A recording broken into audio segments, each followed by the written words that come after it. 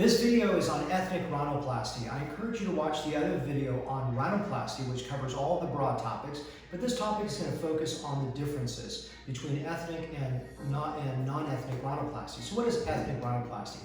Ethnic rhinoplasty is defined as non-Caucasian rhinoplasty or non-white rhinoplasty. Why would I lump this broad category into one category, encompassing African American, Hispanic, and Asian, and even some Middle Eastern? But not a lot of Middle Easterners more into the Caucasian category in terms of their likenesses. The reason for this is the anatomic differences. In ethnic rhinoplasties, African, Hispanic, and Asian principally, there is thicker skin, thinner cartilages, and thinner septums. And we're going to talk about why these three principles make these three groups very similar, even though the aesthetic goals may be different.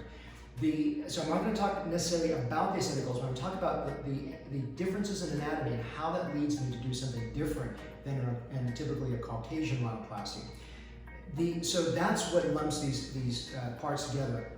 In a video I shot many years ago, I talked about a tent pole analogy, and I think it's still relevant today to help you understand this. So a tent has a fabric and has the poles underneath. The tent pole is like the cartilage, and the fabric is like the skin. So in Caucasian rhinoplasty, there's a lot of variation, but typically there's a thick, strong tent pole and very thin fabric on top of it. So in Caucasian rhinoplasty, the goal is to shave down that excessive cartilage because the skin is going to redrape on it really elegantly, and you're going to see it. Septal cartilage, which is a support mechanism, is very strong. I can push that out, create beautiful contours. Let's use the opposite analogy. We like to think about an ethnic rhinoplasty when you have super thick skin and you have thin cartilages, and I try to reduce those tent poles, those weak tent poles, and make them really tiny. Then this entire weighted skin sits down on top of the cartilage and you can't see the result. In fact, if anything, when the skin doesn't settle down, it actually builds up scar tissue, and by doing that, it's actually not great because you actually create scar tissue, you get a bigger nose, which is the opposite of the intention of what you wanted to do. So how do you do this then? So what do you do? So on an ethnic nose with really thick skin, you need stronger temples. And you need to push that skin forward, sometimes even thinning some of the fabric down as well. And that's the combination of building better infrastructure in an ethnic nose. Well, how do you do that? So that's going to lead me to the next topic, is let's talk about how do we create structure to a nose. So how do we create structure is building better temples. So the biggest advance, and I talk about this in my other video, is the caudal septal extension graft, CSEG. This caudal septal extension graft is a revolution. It's talked more detailed in my last video, but in rhinoplasty, but I'll just tell you what this is. The septum is a very stable platform.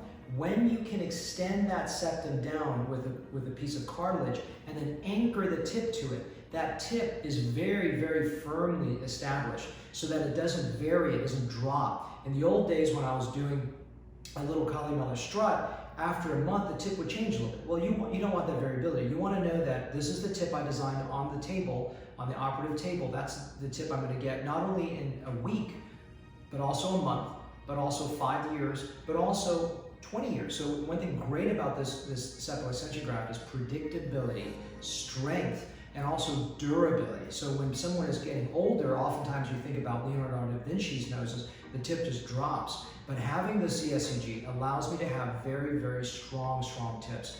That is especially important for ethnic noses because those infrastructure, the structure is so weak on ethnic noses that I have to overcome that thick skin envelope. So having the CSEG allows me to have incredible strength that builds infrastructure. Now, with the weaker septum, that is the issue, because how do I build this caudal septal extension graft? Where does the graft come from? Oftentimes it comes from the septum. The septum is the piece that's in between your nose, and I take out a segment of it that you never need. However, especially in African American noses, the septum is particularly thin and it doesn't create much structural integrity. So I wind up really preferring, in most cases, using rib graft. Now, the type of rib graft that I use is a cadaveric rib graft. The reason is that there's less chance of warping. You don't have to have a scar. There's no cost for that. And I can get a clean segment that has been already harvested and irradiated and clean of disease. And then I can trim that down, which I'll talk about. Another thing with this is that besides having great structure, is I can also do what's called lateral tensioning. What lateral tensioning means is that if you look at the tip coming forward, when you push that tip forward, a lot of the ala, this flare of the nostril, can actually be pulled inward so it looks more contoured. So I can actually drive that reshaping of it. Why is that? Because if the cartilage tip is so strong, then it can anchor forward and actually reshape it. In the old days with the columella strut, you just couldn't do that. So that's a big reason why I use this caudal extension graft, particularly powerful with African American and Asian and Hispanics. So for the bridge, when I have to augment the bridge, why augment the bridge? Talk about balance. So there's 3 components to balance: bridge, tip, and sides. A lot of people think my nose is too wide, and that can be the case, but sometimes if you over-reduce the sides, your tip looks bigger. And if you don't say, hey, I don't want to raise my bridge, but if you don't raise the bridge, the tip can look too large. So if I even raise the bridge a little bit, it can make the bridge look narrow, it can make the tip look smaller. So this is the element of balance between those 3 components. So how do I build a bridge? Initially, I used to use silicone implants many years ago, about 15 years ago. I stopped doing that because they shrink wrap, they don't look good, there's higher risk of infection. And they definitely don't work on the tip because it's unsafe. I went to Gore-Tex for a decade. I love Gore-Tex, it's so much better. But Gore-Tex is also a problem because sometimes there's a little bit of shrinkage to the implant and it's not ideal. There's a little bit of cartilaginous, a little bit of visibility of the edges. So now what my preferred method, if possible, is using diced cartilage, either diced septal, diced rib, or diced concha cartilage from the ear. I have one assistant separated, dedicated for this, who spends an hour trimming them down to tiny little particles. And now what's really awesome is that in the old days, which was only a couple of years ago, I would use fascia harvested here to wrap it like an egg roll. Now I can actually just use a tissue glue, a glue that holds those pieces together, and I just put it up into the pocket that I want and it stays there. And there's really no chance for warping or any other issues. It's amazing. I just did it this morning. I used a diced cartilage with tissue for a little defect up here and here, and this made it really beautiful. So that's how I build bridges for the most part nowadays, is diced cartilage secured with tissue.